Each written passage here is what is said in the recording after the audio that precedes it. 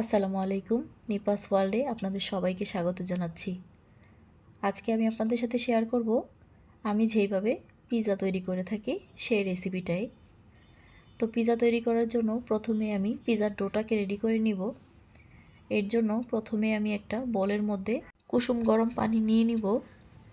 এবার এই পানির মধ্যে স্বাদমতো লবণ দিয়ে দিব, আর দিয়ে দিব 1 চামচ চিনি, 1 চামচ ইস্ট এখানে ময়দার পরিমাণ বুঝে দিতে হবে। আমি 2 কাপ ময়দার জন্য 1 টেবিল চামচ ইস্ট দিয়েছি। তো এখন ইস্টটাকে পানিটার সাথে ভালো করে মিশিয়ে নিতে হবে। ইস্টটা মেশানো হয়ে গেলে কিন্তু এটাকে কিছুক্ষণ রেস্টে রেখে দিলে ইস্টটা অ্যাক্টিভ হয়ে যায় আর ময়দাটা খুব সুন্দর ফুলে ওঠে। তো আজকে যেহেতু আমার হাতে সময় নেই, এজন্য আমি সরাসরি এর মধ্যেই 2 কাপ ময়দা দিয়ে দিলাম। দিয়ে ভালো করে হাত দিয়ে মেখে একদম রুটির মতো করে একটা নরম ডো তৈরি করে নিব। এই যে এখন দেখতে অবশ্য ডোটা একটু বেশি নরম মনে হচ্ছে, কিন্তু কিছুক্ষণ পরে এটা ঠিক হয়ে যাবে। তো এখন এর মধ্যে আমি কিছুটা তেল নিয়ে বলটার চারদিক দিয়ে তেলটা ভালো করে মেখে দিব এবং এর উপর দিয়েও দিয়ে এখন ঢাকনা দিয়ে ঢেকে রেখে আমি পিৎজার জন্য যেই মুরগির মাংসটা নিয়েছি সেটা আমি রেডি করে নিব।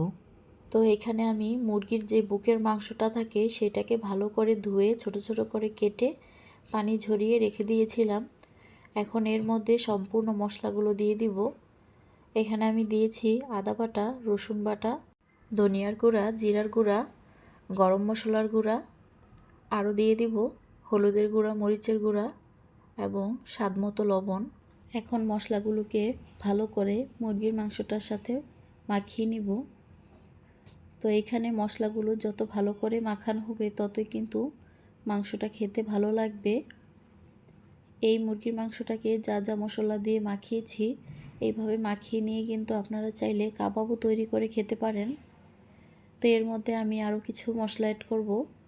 এখন দিয়ে দিচ্ছি এর মধ্যে ফিশ সস, দিচ্ছি কিছুটা টমেটো সস, আরও দিয়ে দিব সয়া সস এবং সামান্য একটু সরিষার তেল। এই সবগুলো উপকরণ দেওয়ার পরে আরেকবার মুরগির মাংসটাকে ভালো করে মাখিয়ে নিব। মুরগির মাংসটা ম্যারিনেট করা হয়ে গেলে এখন এগুলোকে ভালো করে ভেজে নিতে হবে। তো এই তো আমি সবগুলো মুরগির মাংস তেলের মধ্যে দিয়ে দিলাম। দিয়ে এখন আস্তে আস্তে আমি মুরগির মাংসটাকে ভালো করে ভেজে নিব। তো মুরগির মাংসটাও ভাজা হয়ে গিয়েছে। এখন এগুলোকে উঠিয়ে রেখে আমি পিৎজার মধ্যে যে যে টপিংসগুলো দিব সেগুলো রেডি করে নিব। তো আজকে আমার বাসায় যা যা ছিল সেগুলো দিয়েই আমি পিৎজাটা তৈরি করব। আপনারা চাইলে আপনাদের পছন্দ মতো টপিংস বাড়িয়ে বা কমিয়েও নিতে পারেন। তো এইখানে আমি পিৎজার ট্রেটাতে তেল ব্রাশ করে কিছুটা ময়দা ছিটিয়ে নিয়েছি। এখন রেডি করে রাখা ডোটাকে হাত দিয়ে আমি চেপে চেপে পিৎজা শেপ করে নিব। এই পর্যায়ে চাইলে কিন্তু এটাকে বেলেও নেওয়া যাবে। তো আজকে আমি আর বেলবো না, হাত দিয়েই এইভাবে ঘুরিয়ে ঘুরিয়ে এটাকে গোল শেপ করে নেব।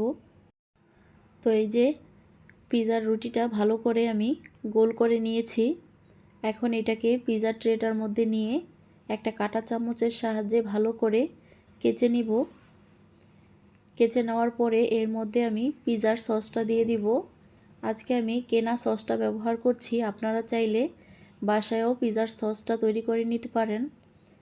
আর এই যে চিজটাকে ভালো করে গ্রেটারের সাহায্যে গ্রেট করে নিয়েছিলাম। এখন এই সসের লেয়ারের উপরে একটা চিজের লেয়ার দিয়ে দিব। পিৎজার মধ্যে আপনারা যে যেরকম পছন্দ করেন সেইভাবেই লেয়ারিংটা করবেন। আমার কাছে তো পিৎজার মধ্যে চিজটা বেশি দিলেই খেতে খুবই ভালো লাগে, এই জন্য আমি একটু বেশি করেই চিজটা দেওয়ার চেষ্টা করি। তো প্রথমেই তো আমি সসের লেয়ারটা দিয়ে দিয়েছিলাম, এখন এর মধ্যে চিজেরও লেয়ারিংটা করে নিলাম। এখন এর মধ্যে আমি ভেজে রাখা মুরগির মাংসটাকে দিয়ে দিব ভালো করে সাজিয়ে। এর উপর দিয়ে আমি ক্যাপসিকাম বাসায় ছিল না, এর জন্য আজকে আমি টমেটো দিয়ে দিলাম।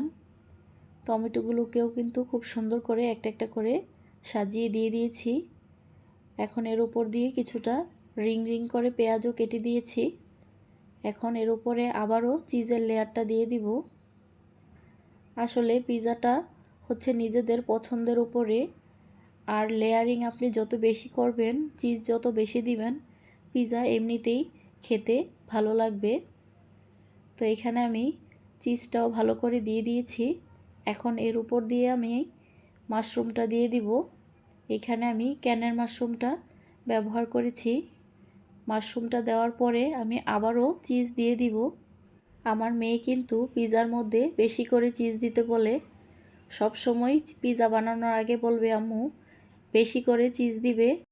এই জন্য আমিও আমার মেয়ের পছন্দ অনুযায়ী চিজটা একটু বেশি ব্যবহার করি। এখন তো সব কিছু রেডি, শুধু এটাকে বেক করার পালা। তো এখন এটাকে আমি ওভেনে দিয়ে দিব 20 মিনিটের জন্য।